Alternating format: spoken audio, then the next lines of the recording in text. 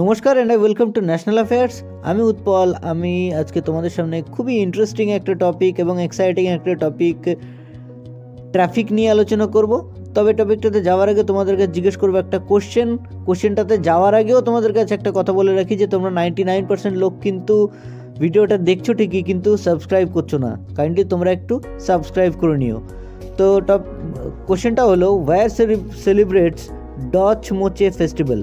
তো কমেন্ট সেকশনে তোমরা উত্তরটা করো, যার উত্তর সঠিক হবে তাকে দিয়ে তোমরা একটা হার্ট রিঅ্যাক্ট, তাহলে বুঝে যাবে এর সঠিক উত্তর কোনটা, এবং আমি চেষ্টা করব এর উত্তরটা ভিডিও শেষে দিয়ে দেওয়ার। তো আজকে আমাদের যে টপিক সেটা হচ্ছে টমটম ট্রাফিক ইন্ডেক্স। নামটাই খুবই ইন্টারেস্টিং, তাই না?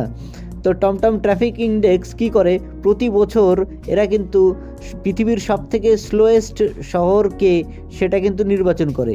মোট 300+ সিটি এবং 55টা দেশের শহরকে কিন্তু নিয়ে এরা রিপোর্টটা পেশ করে। এই রিপোর্ট অনুযায়ী এরা যেটা বলে যে পৃথিবীর সবথেকে স্লোয়েস্ট যে সিটি সেটা হলো কিন্তু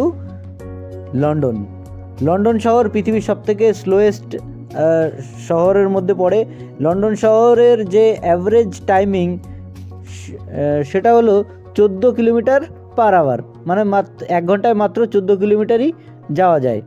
এবং পৃথিবীর দ্বিতীয় সবথেকে স্লোয়েস্ট শহর সেটা হচ্ছে আয়ারল্যান্ডের ডাবলিন শহর।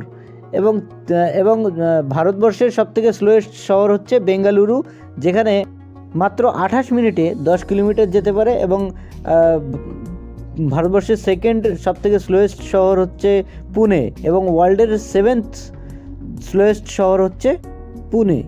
এবং পুনেতে যে অ্যাভারেজ টাইম সেটা হলো প্রতি 10 কিলোমিটার যেতে 27 মিনিট টাইম লাগে। তো এবার আমরা চলে আসবো আমাদের কোশ্চেনটাতে। কোশ্চেনটা ছিল, where celebrates Dosmoche festival. এর সঠিক উত্তর হচ্ছে Ladakh. Option C is the correct answer. তো লাদাখের লোকেরা ডচ মোচে ফেস্টিভ্যালটাকে পালন করে। তো এই ছিল আমাদের আজকের টপিক। আশা করছি তোমাদের বুঝতে কোনো অসুবিধা হয়নি। তো সামনে কোনো একটা ইম্পর্টেন্ট টপিক নিয়ে এসে আমি আবার হাজির হব। সো ততক্ষণ পর্যন্ত বাই।